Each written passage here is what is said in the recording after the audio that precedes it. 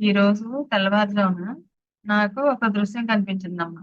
నేను మంచు కొండల్లో ఉన్నాను. అవి సూర్యరశ్మికి తెల్లగా ఎంత అందంగా మెరుస్తున్నాయంటే మంచు కొండలు అంత తెల్లగా మెరుస్తుంది. ఎంత బాగున్నాయో అని నాకు నేను పరవశించిపోతున్నాను ఆ తెల్లని మంచు కొండలు చూసి. ఆ అలా చూస్తూ చూస్తూ ఇలా పైకి ఎత్తేటప్పటికి తల పైకి ఎత్తాను నేను. ఎత్తేటప్పటికి అక్కడ మంచు కొండలు ఇంకొంచెం ఎత్తుగానే ఉన్నాయి. అవి బంగారపు రంగులో కనిపిస్తాయి. మంచు కొండల్లో కూడా ఇలాగా బంగారంలాగా ఉండే కొండలు కూడా ఉన్నాయా అని ఆశ్చర్యపోయి వాటంక ఇలా చుట్టూ తిరుగుతూ చూస్తున్నాను. చూస్తుంటే అందులో ఒక కొండ మీద అగ్ని జ్వలిస్తుంది. అగ్ని జ్వాలలు కనబడుతుంది. అగ్ని జ్వాలలు కనబడుతున్నాయంటే ఇదేంటిది బంగారపు కొండ మీద అగ్ని జ్వాలలు ఏంటని చూసేటప్పటికి ఆ అగ్ని వంక చూస్తున్నాను. ఎక్కువగానే వస్తున్నాయి మంటలు. అందులో మీరు కనిపించారు. హైమమ్మ మీరే కనిపించారు. అయితే ఆ! నేను ఆశ్చర్యపోతున్నాను. ఏంటి? అమ్మో! మంటల్లో ఈవిడున్నారేంటి? అని నేను కంగారు పడుతున్నాను. కంగారు పడుతుంటే, కానీ మంటల్లో మీరు కనబడుతున్నారు గానీ, చాలా, చాలా నిశ్చలంగా అనమాట. ఎంత ప్రసన్న వదనం అంటే, అంత ప్రశాంతంగా, అంత ప్రసన్న వదనంతోటి చక్కగా కొంచెం పెద్ద బొట్టు పెట్టుకొని ఉన్నారు. చాలా ప్రశాంతంగా చక్కగా చిరునవ్వు నవ్వుతూ చాలా ప్రశాంతంగా ఉన్నారు ఆ మంటల్లోని. ఏంటి?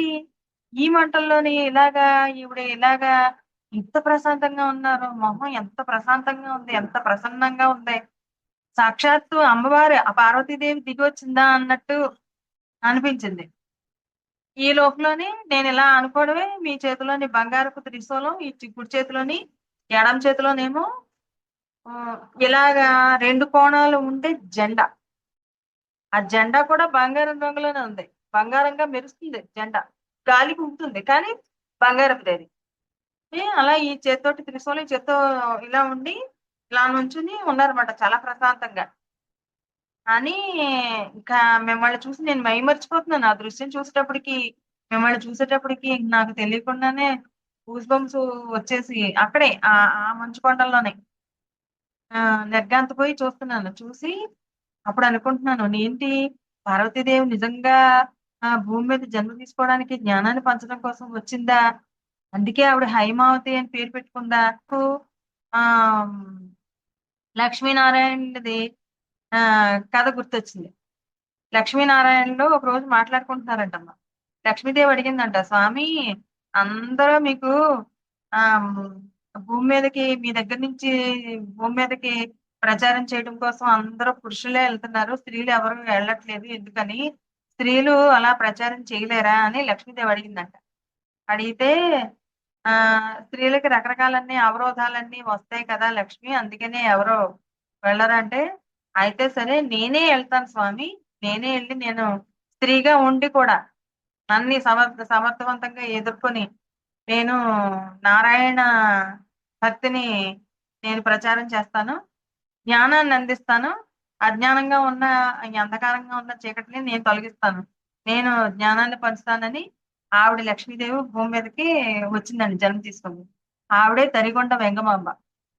ఆ క్షణంలోని మిమ్మల్ని చూస్తున్న ఆ ఇదిలోని అక్కడ కూడా ఆ కథ గుర్తొచ్చింది. గుర్తొచ్చి అప్పుడు అనుకున్నాను. అవును. ఇదే సిట్యుయేషన్ పార్వతీ పరమేశ్వరుల మధ్య కూడా రావచ్చు కదా! వచ్చి అవును స్వామి నేను అలాగే వెళ్తాను అని అలా మీరొచ్చారేమో. అందుకే మీరు నాకు అలా కనిపిస్తున్నారేమో అని అనిపించిందమ్మా. మిమ్మల్ని చూసి నేను చాలా అంటే చాలా పరవశించిపోయాను. మంచు కొండల్లోని ఆ తెల్లని వెండి కొండలాంటి దానిపైన బంగారపు కొండ, దానిపైన అగ్ని. అదే ఏదో అంటారు చూసారా? చిదగ్ని కుండ సంభూత అని అంటారు చూసారా? లలిత సహస్రనామంలోని అలాగా ఆ చిదగ్ని అని చిదగ్ని కుండ సంభూత అంటే చిదగ్నిలో నుంచి వచ్చిన సాక్షాత్తు లలితా పరమేశ్వరి అన్నట్టు అనిపించింది పార్వతీదేవి. హైమవతి. అలా మిమ్మల్ని చూసి నేను అలాగా కలలోనే పరవశించిపోయానమ్మా. అదమ్మా ఇవాళ వచ్చిన సంఘటన.